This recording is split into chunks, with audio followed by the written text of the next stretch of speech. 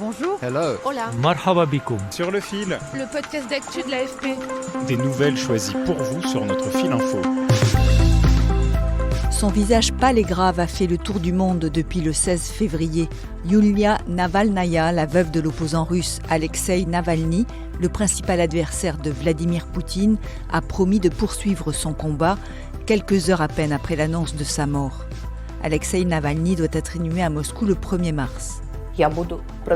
Je poursuivrai l'œuvre d'Alexeï Navalny. Je continuerai pour notre pays avec vous. Et je vous appelle tous à vous tenir près de moi. Pendant 23 ans, Yulia Navalnaya s'est engagée politiquement auprès de son mari, mort en prison alors qu'il purgeait une peine de 19 ans pour extrémisme. Aujourd'hui, à 47 ans, elle a décidé d'incarner à son tour l'opposition russe. Mais qui est-elle ?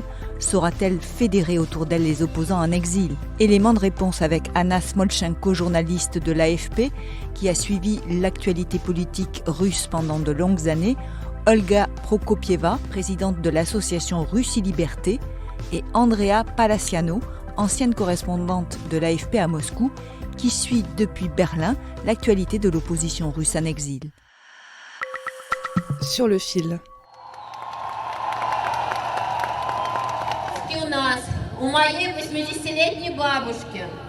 Ce son date du mois de septembre 2013 en pleine campagne électorale pour la mairie de Moscou.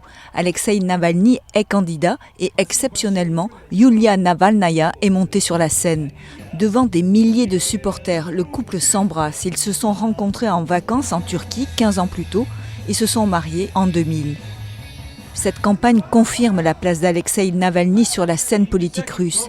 Il mobilise les foules et certains voient en lui l'incarnation de l'opposition à Vladimir Poutine et son système jugé corrompu. Et Yulia Navalnaya est indéfectiblement à ses côtés dès le début. Économiste de formation, elle a travaillé quelque temps dans la banque avant de rejoindre l'entreprise des parents de Navalny. Puis elle a quitté son travail pour se consacrer à leurs enfants. Ma collègue Anna Smolchenko a suivi l'ascension du couple lorsqu'elle était en poste à Moscou. À un certain moment, elle s'est arrêtée de travailler. Elle n'avait pas d'ambition professionnelle. Son ambition, c'était d'être une bonne épouse, une bonne partenaire pour son mari. C'était sa vocation. Et vous savez, l'histoire d'Alexeï et de Yulia, c'est surtout l'histoire d'un véritable amour. Elle était toujours à ses côtés. Elle n'a jamais cherché à être sous les feux de la rampe. Elle savait que c'était un homme politique et qu'elle devait être là pour lui et pour leurs enfants. L'opposant est régulièrement interpellé et fait de courts séjours en prison et le dévouement de Yulia Navalnaya reste intact. Yulia, c'était en fait un soldat fidèle et loyal. C'était une vie difficile, ce n'était pas une vie glamour.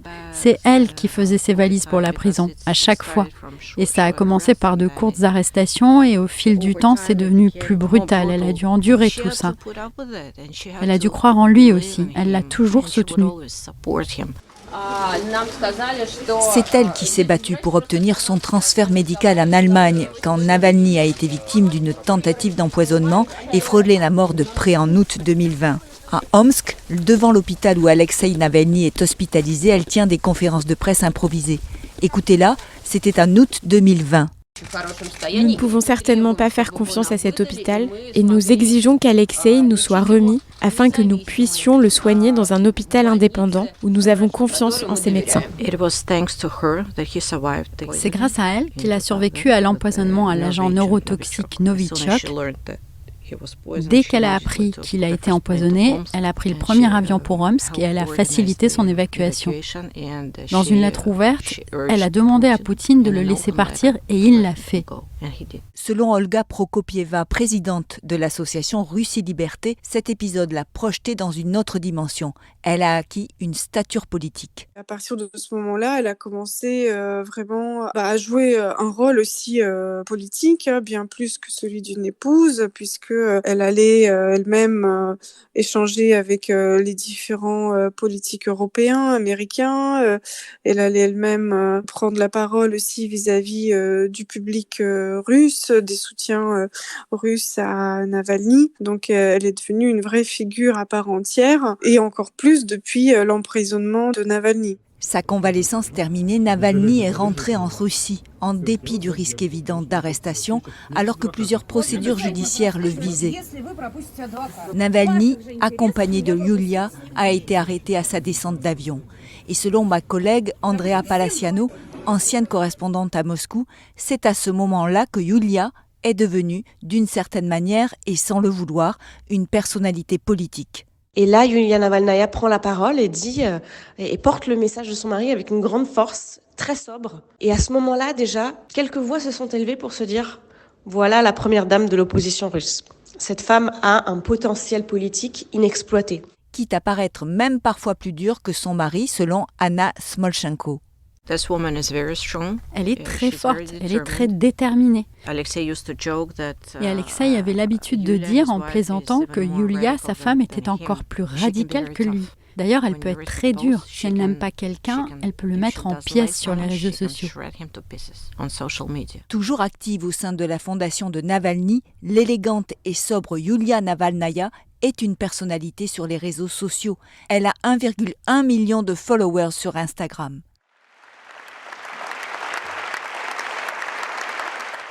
Désormais, sans se laisser le temps du deuil, elle a repris le flambeau pour poursuivre le combat de Navalny pour la démocratie en Russie.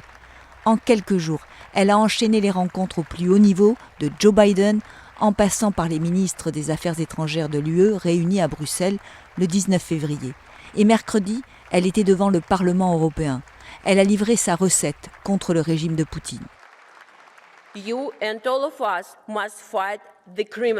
Vous et nous tous, nous devons combattre cette bande criminelle et l'innovation sera de se centrer sur la détection du crime organisé plutôt que sur le terrain de la compétition politique. Remplacer les notes diplomatiques par des enquêtes sur les machinations financières. Dans ce combat, vous avez des alliés fiables. Des dizaines de millions de Russes sont contre la guerre, contre Poutine, contre le mal qu'il apporte. Nous ne devons pas les persécuter. Au contraire, vous devez travailler avec eux, avec nous.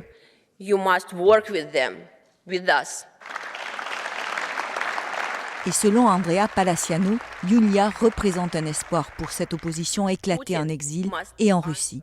Le sentiment en général, c'est que Yulia Navalnaya pourrait être plus fédératrice que son mari Alexei Navalny. Parce que c'est une figure qui a moins de casseroles, entre guillemets, qui s'est moins sali les mains dans le combat politique, puisqu'elle a été toujours aux côtés d'Alexei Navalny, mais pas en première ligne. Elle s'est toujours tenue en retrait. Contrairement à son mari, la politique n'est pas sa passion, n'est pas son dessein. Mais elle s'y voit contrainte, c'est ce qu'elle dit. Et effectivement, il n'y a pas vraiment de figure qui ait le potentiel de fédérer comme la sienne actuellement. Et son grand atout aussi, c'est celui d'être une femme, une nouveauté dans le paysage politique russe. Ce qu'on m'a dit aussi dans les rangs de l'opposition, et venant aussi d'une opposition qui n'est pas l'opposition classique du camp Navalny, c'est que Yulia Navalnaya est plus appréciée que son mari décédé, que c'est une femme, ce qui a aussi son importance, puisque dans la Russie de Poutine, il y a cet aspect très viriliste, très macho de la politique de la force, et le président Vladimir Poutine emploie ces codes macho, entre guillemets, et effectivement, face à une femme, certains modes d'action ne s'appliquent plus. Donc il y a quelque chose à réinventer. Et donc certains opposants en exil me disaient qu'elle pourrait également jouer sur cette force-là.